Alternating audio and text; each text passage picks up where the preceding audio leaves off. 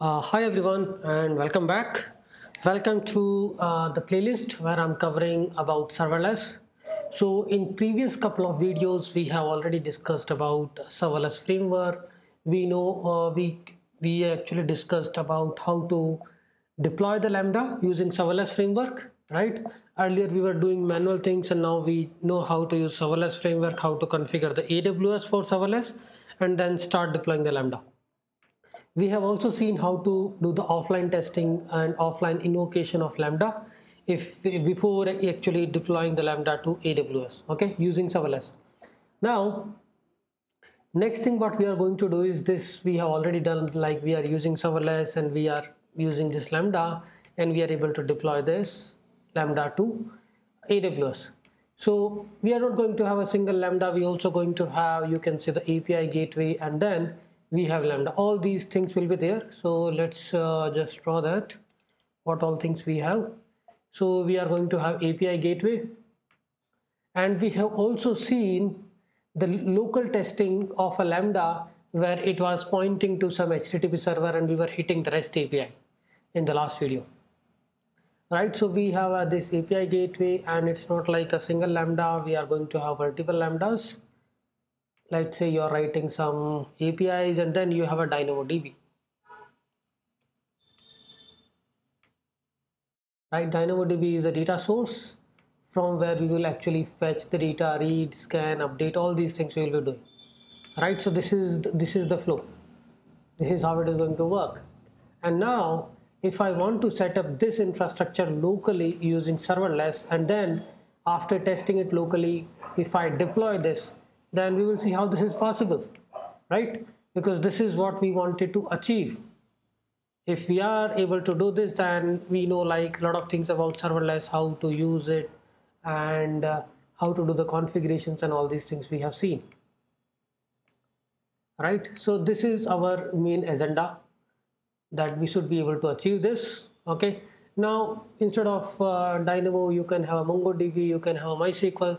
That depends on your need, right? If you have other than DynamoDB, then it is very easy for the local testing. You can actually create a local instance of MongoDB, MySQL. But when it is even DynamoDB, you can actually install it locally, right? So that we will see, and all these things we are going to control through serverless.yml. In serverless.yml, we will provide the configurations, and then for each and every Lambda configuration, we will bind HTTP event. So if you see this, currently we don't have functions. We will add functions and we will bind them to the HTTP events, so that whenever any HTTP event is occurring, like we will bind it to the particular event, HTTP get, put, post, and they should be routes, right? So that particular Lambda will execute, and then it will actually get the data from DynamoDB. Okay, so we are going to do this local setup first. The only challenge here is the configuring the serverless.yml and adding all the functions, right? So let's say we have the functions. First we will write them, and we are going to execute this first locally. So we have introduced this DynamoDB local. This is important thing. We are going to test it with Dynamo. So DynamoDB local and serverless offline. And stage and name and reason we have, you can also add a profile, like we are going to use serverless user profile, which we have configured with AWS credentials. Okay, so now if you talk about the functions, so here we are going to provide IAM role statement, environments, and all these things.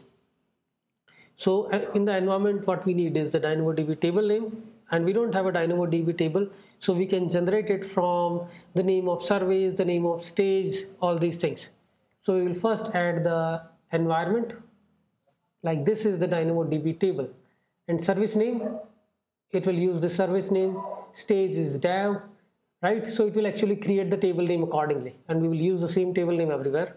And then second thing is IAM role statement. So this is important, whatever we write in the IAM role statement, because we are going to give Lambda permission to execute DynamoDB, I mean execute queries on DynamoDB.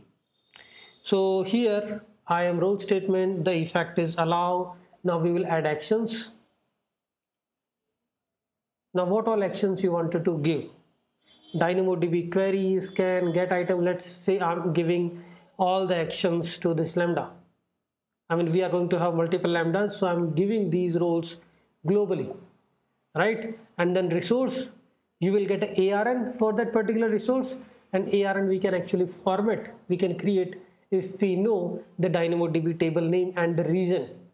Region is going to be US East 1, stage is Dell, and the table name is this. So we will just use these variables and we will construct the resource ARN. Okay, this is our IAM role statement. This is done. We have the plugins, and now we can actually focus on the functions. Functions, let's say I'm doing a create. Okay, create function will have a handler. So here is my handler. Inside handler, like who is going to handle this? The file name or something, and the function name. So inside to-dos, I will have a create file. Inside that I have a create as a handler. To do create.js, right? This is the create I'm using. Okay, so I will just add them and we will just look into the code and we will write the code for them. Events, right? Here is what I'm doing, the binding of this. So event is HTTP event, and then I have like these three attributes. Path is HTTP, and I have a path, so let's add a tab here.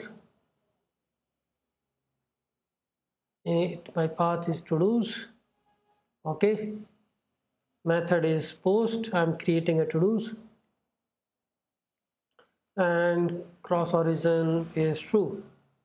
Similarly, I can add other methods like list, get, this is create.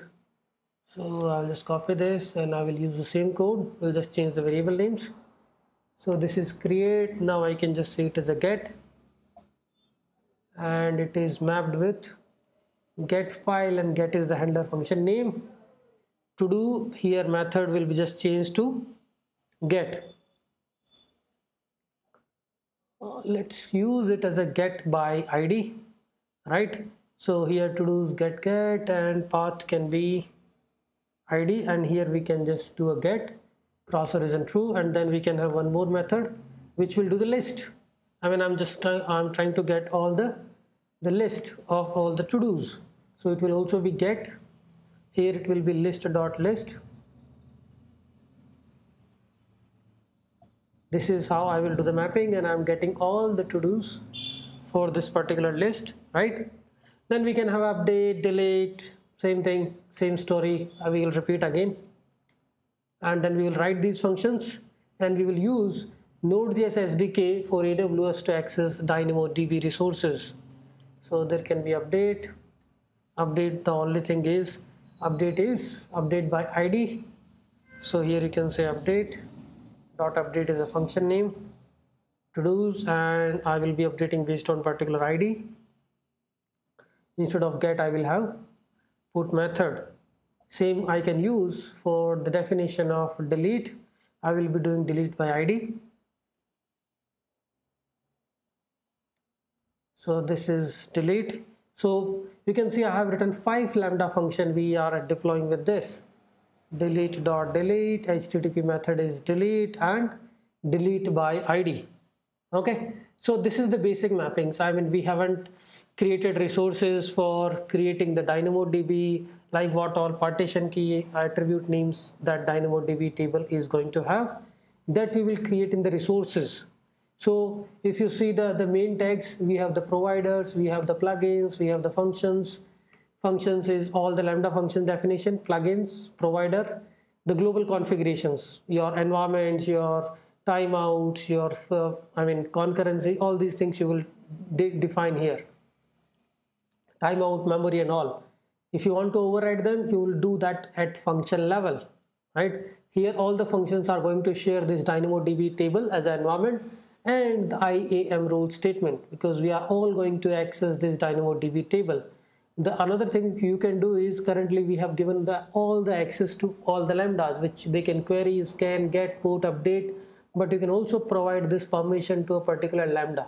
Okay, I'm giving this get method to of only for get item or scan or query.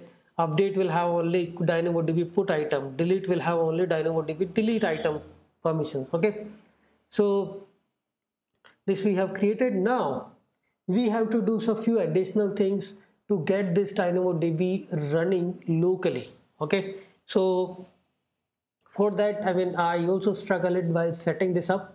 So here is the important point is we are actually installing DynamoDB local. If you just do this, we are using some serverless DynamoDB local, right? So we will be actually running this DynamoDB on some HTTP port, and we will just use the start script, right?